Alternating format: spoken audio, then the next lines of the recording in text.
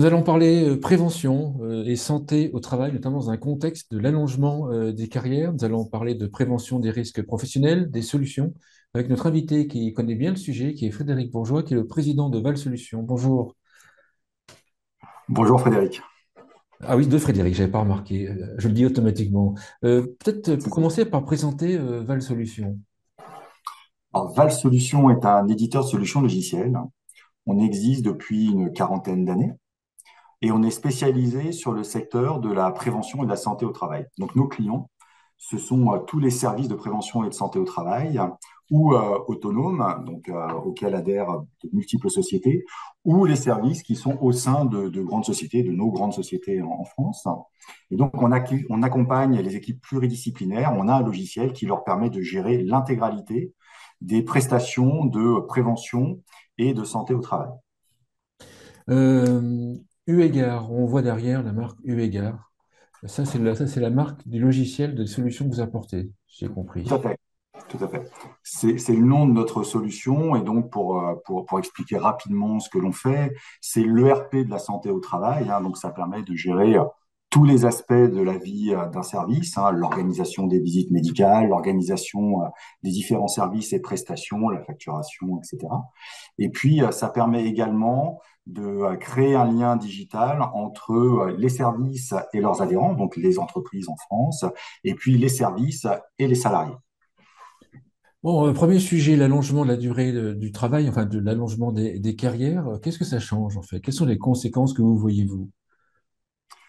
Alors, il y a plusieurs points et je vais avoir une double lecture, une lecture en tant que président d'une société, hein, où globalement la société existant depuis 40 ans, on a aujourd'hui des compagnons de route du fondateur qui s'appelle Didier Truta, qui est parti à la retraite en début d'année dernière.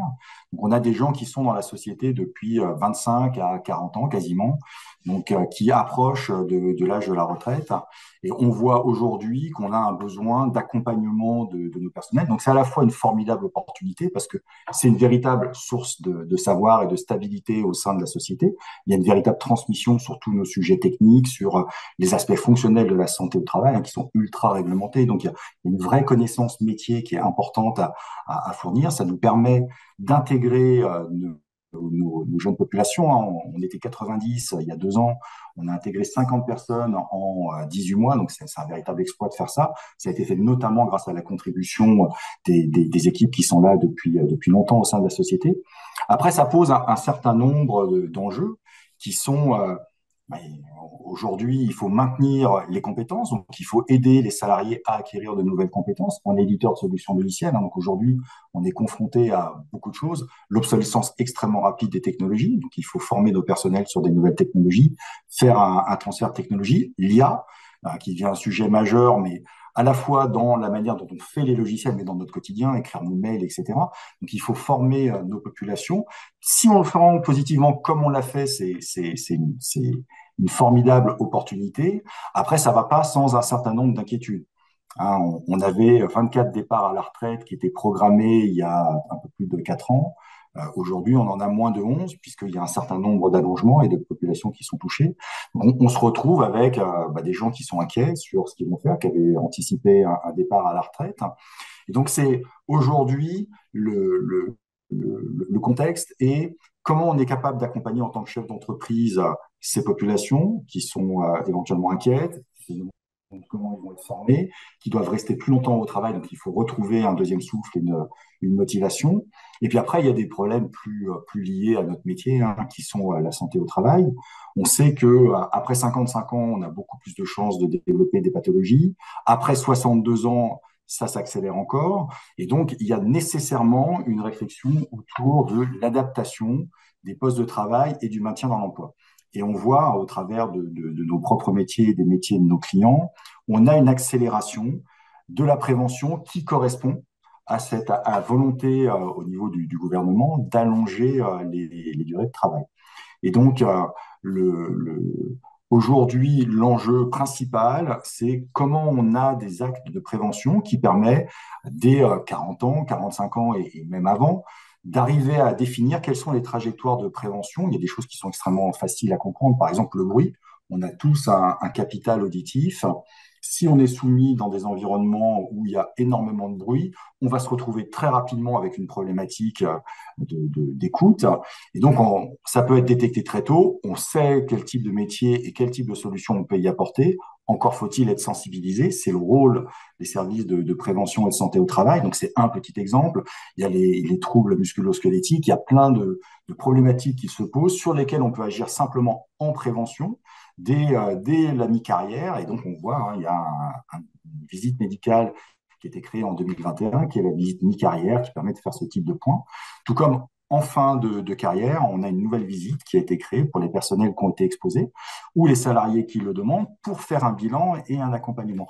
Donc, on est aujourd'hui dans un accompagnement et une volonté où on n'est plus dans la santé au travail comme on l'a été pendant plein d'années. On est dans la prévention avec un grand P et un grand prévention et la santé au travail. Et donc, il y a beaucoup d'actes aujourd'hui et d'initiatives qui sont mis en place par nos clients pour améliorer et accélérer la prévention avec une sensibilisation à la fois des entreprises et également des salariés. Et qui répond, on voit hein, au travers des études, toutes les études qu'on lit sur les chefs d'entreprise. Aujourd'hui, plus de 60% des chefs d'entreprise se demandent comment ils vont pouvoir accompagner leur personnel. Ils savent que ça devient une problématique qui va être prégnante.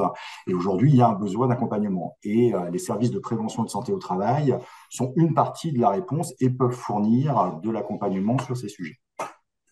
J'ai provoqué un peu 2 ans ou plus à travailler, ou 2 ans ou 3 ans ou 4 ans. Ça change vraiment quelque chose sur la santé. Ça change vraiment quelque chose pour les entreprises. Alors, je pense que sur la santé, l'impact est indéniable, hein. On est tous soumis à un risque de maladie chronique. On a quasiment 10% de surrisque et de surreprésentation de développer des maladies chroniques après 60 ans. Donc, de toute façon, c'est une réalité physiologique. Donc ça, c'est indéniable. Il y a ce risque-là à accompagner. Après, tout dépend des métiers. Il y a des métiers dans le tiers-cercle. Nos métiers à nous sont bien plus simples à gérer en tant qu'éditeur de solutions logicielles, hein. On n'est pas soumis à de la pénibilité. On est soumis, par contre, au fait d'un risque psychologique, d'inquiétude, de stress face à des nouvelles technologies, à l'adaptation, du changement d'organisation. Après, il y a des métiers où on a des pénibilités avérées, physiques, de l'accueil au public, du port de charges lourdes, etc., qui fait que oui, à partir de 60 ans, c'est plus difficile et on ne peut pas laisser des maçons de 62 ans ou 64 ans porter des charges comme quand ils avaient 20 ans. C'est un petit peu une évidence. Et donc, il faut accompagner dans certains métiers la transition pour avoir ou des nouveaux postes, ou une adaptation des postes de travail, ou une adaptation des rythmes de travail. Et les sociétés doivent l'organiser. Alors après, alors c'est mon avis personnel pour le coup, il y a une responsabilité partagée entre l'entreprise, les salariés et au milieu, on a les services de prévention et de santé au travail qui sont là pour conseiller et les salariés et les entreprises pour aider à trouver les bonnes solutions. J'imagine qu'il y a des actions de prévention qui sont obligatoires et d'autres, en fait, qui sont réalisées, j'allais dire, en plus par les entreprises. Est-ce que cette vision est juste ou pas? Alors oui, oui, bien sûr, de toute façon, en tant que chef d'entreprise, on est censé fournir à nos employés un environnement de travail qui soit en sécurité, qui leur permette de conserver la santé. C'est une obligation légale pour tout le monde. Après, bien évidemment, comme toutes les entreprises font une déclaration de leur risque professionnel, ils prennent des mesures de prévention et un certain nombre de ces mesures sont libres.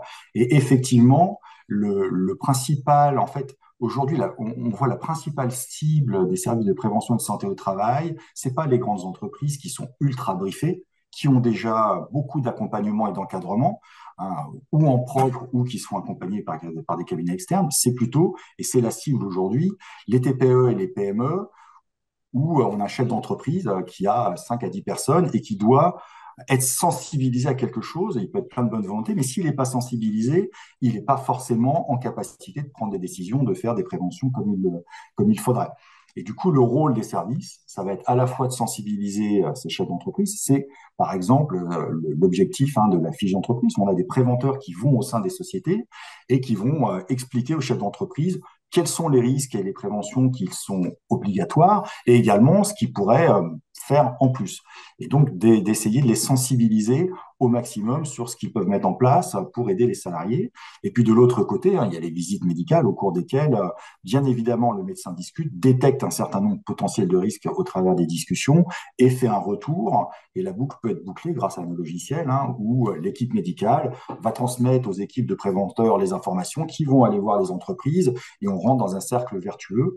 Et on rentre même dans un cercle vertueux où on peut faire un lien entre le document unique, qui est la perception du chef d'entreprise de ses risques et de ce qu'il veut mettre, la fiche d'entreprise, qui est la perception des spécialistes de la prévention, et refaire un lien croisé en disant à la fin, je vais faire évoluer mon document unique et mes actions de prévention grâce à l'expertise des services de prévention et de santé au travail. On peut avoir un exemple d'action de prévention qu'on se rend compte, un ou deux exemples. Peut-être axé sur les salariés seniors ou on va dire sur les plus de 50 ans. L'exemple le plus classique, c'est les TMS. Ça touche 80% des salariés. Donc, c'est les troubles musculo-squelettiques, les troubles de position. Alors, nous, on est même touché en direct chez nous. J'ai une salariée qui a mal à l'épaule, c'est devenu chronique.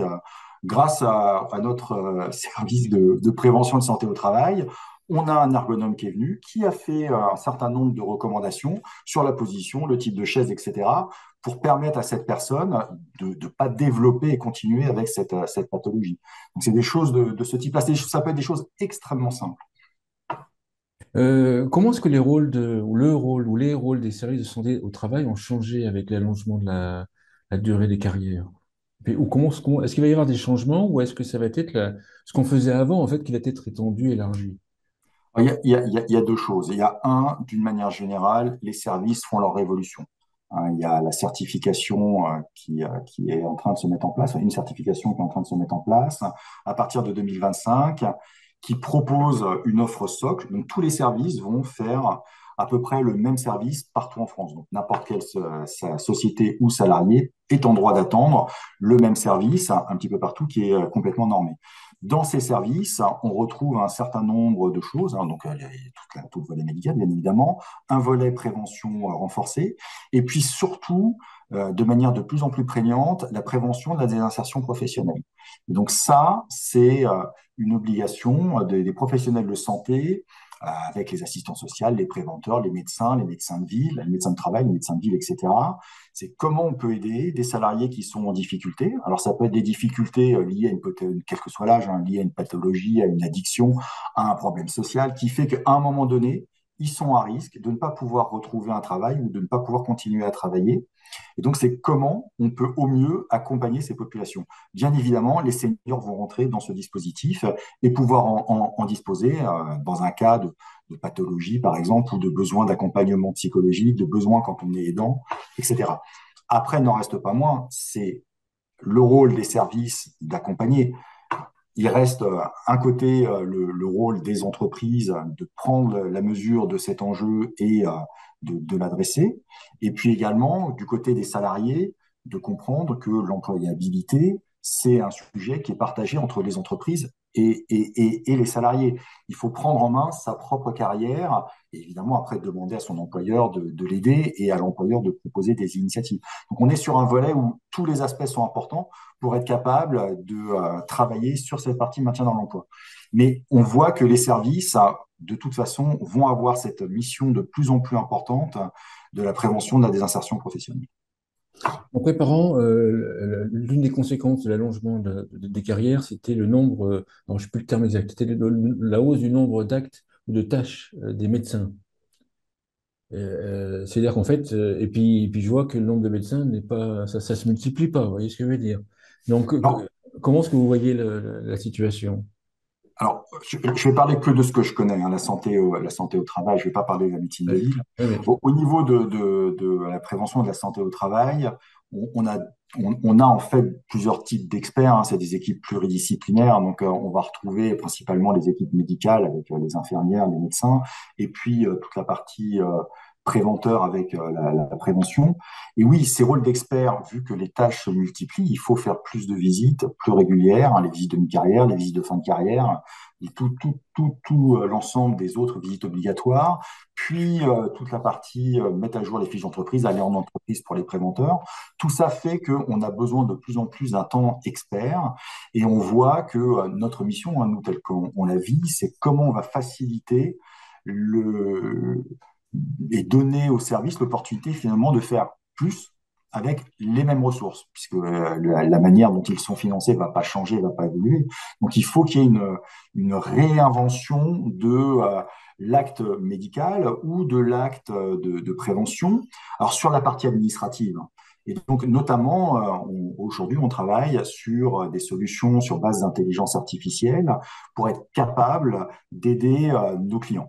Et donc, par exemple, sur une visite médicale, aujourd'hui, ce qu'on voit, ça dure une vingtaine de minutes, une visite médicale.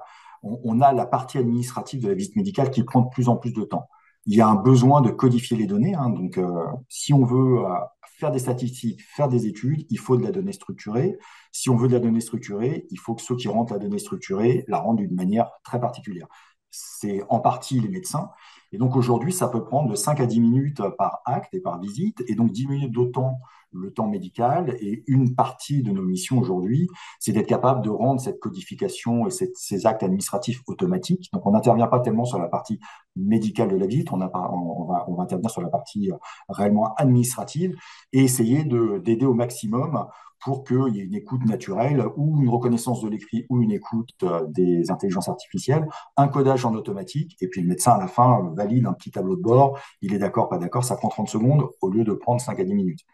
Et c'est vrai dans tous les domaines de la santé au travail, on est en train de réfléchir à comment l'intelligence artificielle peut aider. Donc ça, c'est sur la partie, on va dire, la plus simple. Toutes les solutions existent. Aujourd'hui, on intègre ces solutions. Et puis après, on a envie de pousser le bouchon un tout petit peu plus loin sur la partie prévention.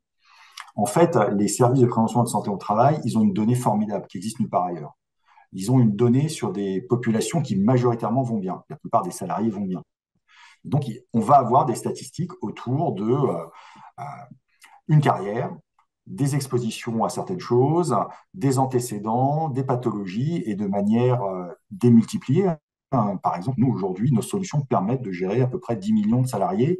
On va arriver à 12 millions de salariés extrêmement rapidement. Donc, on a beaucoup de données et on est capable de faire des études statistiques. Et donc là, aujourd'hui, on est en train de réfléchir avec un certain nombre d'instituts de recherche publics sur comment on pourrait exploiter ces données pour faire du diagnostic prédictif. Et donc, être capable de dire à quelqu'un à 40 ans, ben voilà, en fonction de ton parcours, tes antécédents et des pathologies que tu as eues, potentiellement, on sait qu'il y a un risque dans 5, 10 ans de développer tel ou tel type de pathologie et Il faut d'aider être les très, médecins. très, très en amont au niveau de la prévention. Exactement, c'est d'essayer de rentrer le plus en amont possible et de dire, parce que les médecins du travail sont quand même confrontés à une réalité qui est qu'ils gèrent entre 5 et 10 000 salariés. Et donc, d'être capable, par rapport à ces populations, de dire, attention, sur les 10 000 salariés suivis, ces 250-là, on sait que potentiellement, ils sont surexposés à tel et tel type de choses. Et donc, d'offrir très en amont un suivi un petit peu particulier. Un point de conclusion ou un point que vous voulez rajouter à l'émission? Alors, le point de conclusion, c'est il y a deux manières de voir la situation. C'est à la fois en tant que salarié, en tant qu'employeur, ou même pour nos clients, les services de prévention de santé au travail, on peut, ça va arriver, quoi qu'on fasse. C'est dans la loi, donc c'est une réalité qui va s'imposer à nous. Il y a deux manières de la gérer, c'est où on fait l'autruche, on ne veut pas le voir, et tant en tant que dirigeant ou en tant que salarié, on risque de se retrouver dans des situations qui sont compliquées. Mais si on ne prend pas en main sa propre prévention, aujourd'hui il y a les passeports prévention, un certain nombre de choses, on est responsable de sa santé, tout comme on va être responsable de son employabilité. Après, bien évidemment, le rôle des entreprises, c'est d'accompagner au mieux. Il y a un devoir de fournir un environnement de travail dans lequel les employés peuvent s'épanouir et surtout pas prendre de risques pour leur santé. Et c'est également, en tout cas, c'est mon avis en tant que, que chef d'entreprise, il y a un vrai rôle social de former nos employés. des gens qui ont donné 10, 15, 20 ans de leur vie à la société. C'est notre responsabilité d'arriver à les faire évoluer, à les former, à pas leur dire, toi, tu es excellent à ce poste-là, tu vas y rester 15 ans. D'arriver à faire tourner pour garder l'employabilité. Donc, si on réfléchit de cette manière-là, on garde l'employabilité, on réfléchit à comment intégrer les seniors et comment réfléchir à l'opportunité excelle. Il y a plein de choses qu'on peut faire. Il y a de l'adaptation du temps de travail, il y a une diminution du temps de travail. Après, nous, on le voit, hein, on a certains domaines d'expertise aujourd'hui. Si on n'a pas nos seniors, on perd un pan entier d'expertise. Et le temps que des populations plus jeunes montent en compétences, c'est un problème si on doit s'en séparer. Honnêtement, d'avoir plus 24 personnes qui partent à la retraite dans les 2 ans, mais d'en avoir plus de 12, ça me simplifie la vie sur mon schéma de transition. Hein, on est 200 en gros, donc on allait perdre 10% de notre population. C'était potentiellement, en termes de savoir, un véritable problème. Donc on allait l'anticiper, mais là, du coup, ça nous permet de voir les choses venir. Et encore une fois, hein, quand on a voulu intégrer 50 nouveaux employés au sein de la société, heureusement que le corps, entre guillemets, des anciens a permis d'absorber cette charge et a permis de faire cette transition. Après, ça a eu des effets extrêmement positifs. On a recréé une nouvelle culture, hein, puisqu'on avait 2 groupes qui étaient plutôt des très très jeunes, hein, des moins de 35 ans qui arrivent à 50 ans, pardon, à 50 au même moment. On a recréé cette culture, donc c'est une véritable opportunité. Et puis pour les services, c'est également aujourd'hui une transformation dont ils ont largement pris la mesure et qui est en train de se mettre en place. Donc c'est une véritable, accompagnée de cette manière-là, c'est une véritable opportunité. Après, effectivement, subie avec des gens qui subissent des situations difficiles, qui se retrouvent en situation où il est compliqué de trouver un emploi parce qu'on n'a pas les compétences ou parce qu'on revient d'une maladie ou on a une pathologie longue. C'est le rôle aussi social de la société et des différents corps d'accompagner ces personnes-là dans le retour vers l'emploi. Et c'est tout le rôle du programme de désinsertion professionnelle. Donc, je pense qu'aujourd'hui, les éléments sont en place pour qu'on puisse vivre ces changements comme étant des changements positifs. Après, c'est sûr que pour les entreprises, il y a un véritable effort, il y aura un besoin d'accompagnement. Les services de prévention de santé au travail sont un des éléments de réponse. Voilà, il y en a d'autres à trouver. Et puis, il y a ce qui est à trouver au sein de la société et du groupe que va représenter l'ensemble des collaborateurs. Super, merci Frédéric Bourgeois. Je rappelle que vous êtes président de Val Solutions. Merci beaucoup. Merci beaucoup, Frédéric.